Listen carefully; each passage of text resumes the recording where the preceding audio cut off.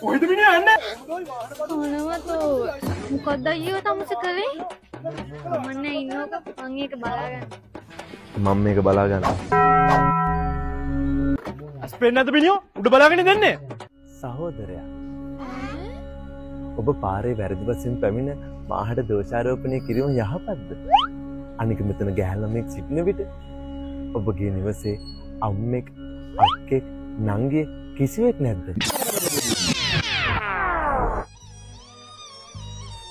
නෑ මල්ලි.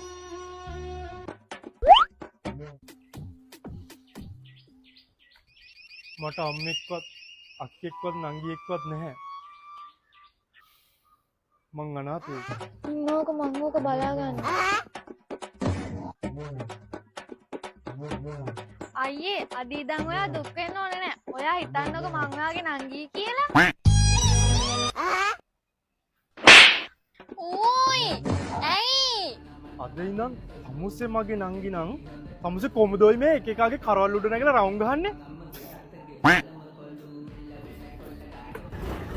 තමුසේ අද ගෙදර එනෝකෝ. නමන්න බඳින්න සුළු කැනෙකි හොඳට හුරු අසනවටම ලැබුණු එකෙක්